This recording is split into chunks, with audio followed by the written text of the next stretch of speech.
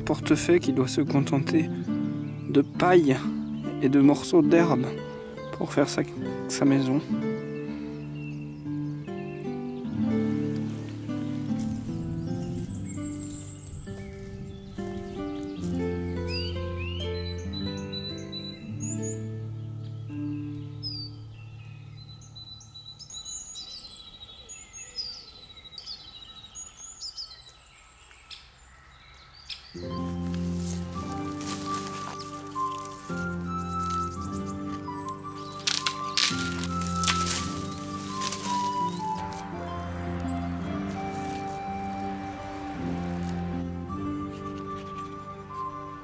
Je marque le milieu de la courbe.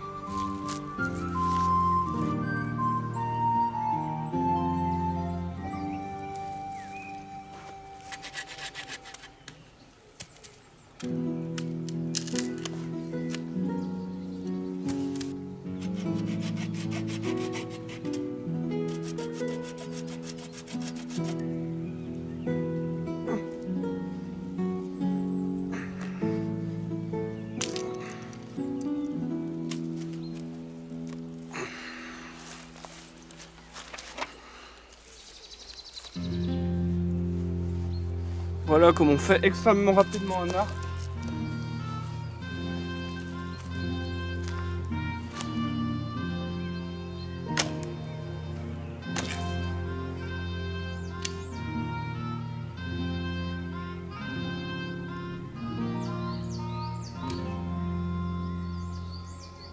Un petit arc en noisetier fait en 10 minutes.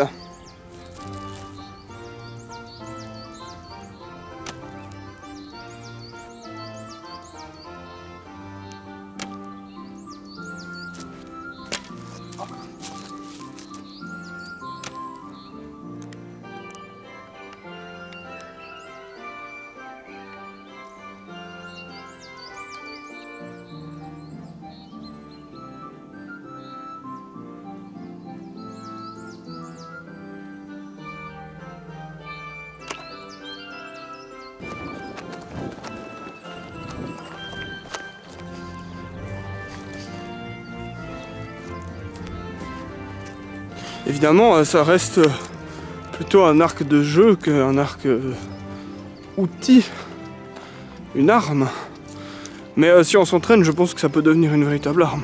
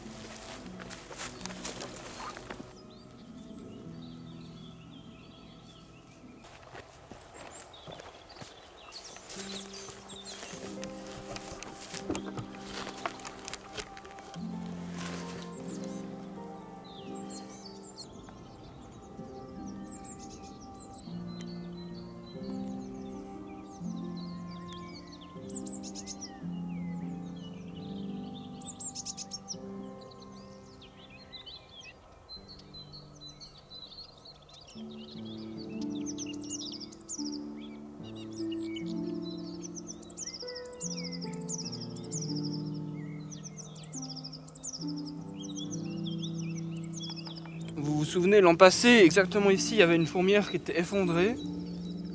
Et là, elle est encore plus effondrée, elle est carrément creusée, c'est un cratère maintenant. Du coup, je pense qu'il y a vraiment un mammifère qui doit s'attaquer aux fourmilières comme ça. Ou alors, c'est l'évolution naturelle d'une fourmilière qui est en train de s'effondrer, mais c'est bizarre parce que dans le Jura, il y en a qui sont abandonnés, des fourmilières, et ça fait pas ça. Ça fait vraiment un tas inerte et sans vie, alors que là, il y a vraiment un gouffre, enfin un creux. On voit que les fourmis entament la construction d'un nouveau dôme. Regardez, un ossement. Ah, il y a encore les tendons là. C'est une rotule de je ne sais pas quelle bête. Là, il y a la prime vert, non plus élevée, mais la prime vert officinale, qui a une trompette plus resserrée et des taches oranges et un jaune beaucoup plus orangé.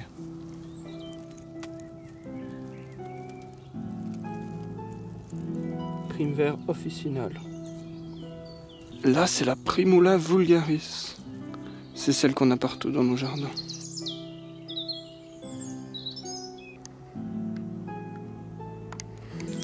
Et voilà, ça c'est Primula eliator, prime vert élevé. Regardez, le Prunus spinosa est en train de perdre ses pétales, regardez.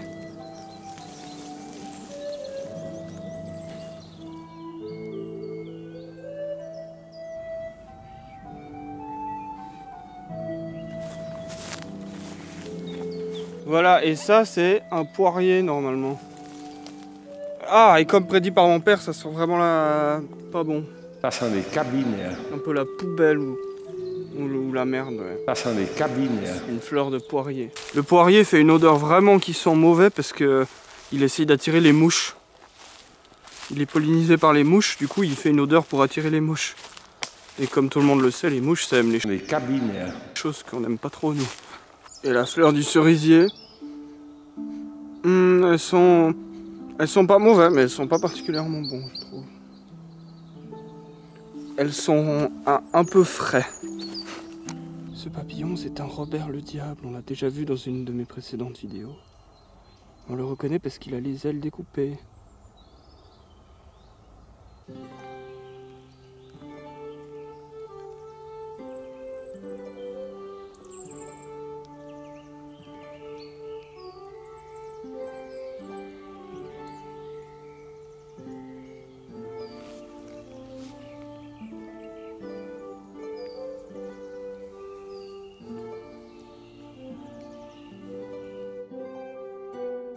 J'ai eu une idée que je ne mettrai peut-être pas à exécution.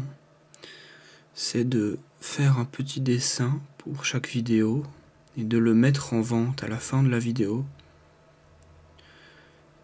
Et du coup, j'ai fait ce dessin pour le mettre en vente. Mais ce qui m'embête, c'est que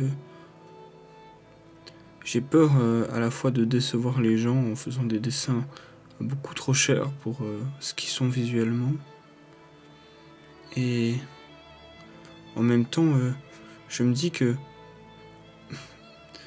j'estime mes dessins tellement que j'ai un peu honte de demander de l'argent. En tout cas, j'ai honte de demander le prix auquel je les estimerais. Du coup, à la place, je vais juste je vais faire tout comme si je vous le vendais. Et vous allez me dire ce que vous pensez de cette idée de vendre un dessin à la fin de mes vidéos. Ce dessin, je l'ai dessiné et on voit que je commence par dessiner ces primes vert élevées, Primula elatior, avec ce personnage qui les tient. Et j'ai pas fait exprès, mais on dirait que le personnage il prend la même position que la position que je prends dans ma vidéo là, que vous venez de voir. La position que je prends quand je fabrique l'arc. Donc il tient cette prime vert élevée et en fait il est en train de la secouer. Il secoue la prime vert élevée. Et ce qui se produit quand il secoue la prime vers élevée, c'est que autour, toutes les autres primes vers élevées, elles répondent, comme si elles étaient reliées par une sorte de musique. Et là, vous comprenez qu'en réalité, ce dessin, il parle de ce dont j'expliquais, la chose dont je parlais dans une vidéo, il y a plusieurs vidéos, comme des câbles, comme des choses qui relient tous les êtres vivants. Et quand un être vivant se met à danser, tous les autres répondent. Mais j'ai l'impression de voir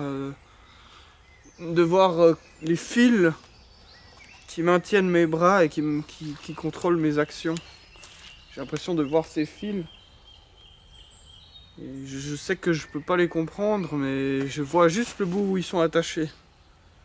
Et du coup, je vois que je suis un petit pantin qui danse sur la musique de la vie. Comme un petit pantin magique. Les fils ils sont rattachés à tout le reste. Et quand je danse, eh ben, ça fait danser tout le reste. Et quand le reste il danse, eh ben, ça me fait danser moi.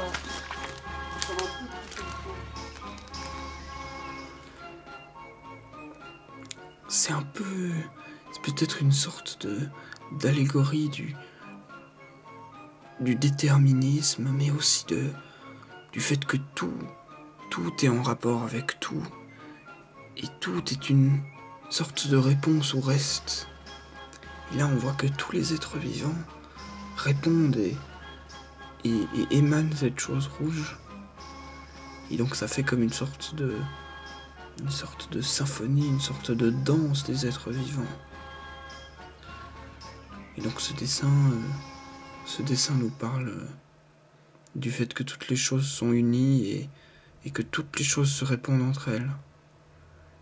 Et il nous parle aussi d'une forme de déterminisme, que chaque être vivant engendre quelque chose qui génère un autre être vivant, qui lui-même génère un autre être vivant, ainsi de suite, à toutes les échelles, de père en fils, mais aussi le cerf qui marche dans la forêt, qui boit l'eau et qui fait peur à la mouche, qui va se poser sur une crotte, qui va sur un poirier, qui pollinise le poirier, qui fait peur à l'abeille, qui va de fleur en fleur, etc. Le déterminisme du monde. Voilà. J'espère que cette petite explication vous aura plu. Et j'ignore si je vendrai un jour mes dessins comme cela. Mais bon, puisque j'avais filmé et fait ce dessin, eh bien je vous ai fait cette petite explication à la fin tout de même. Au revoir, bonne nuit.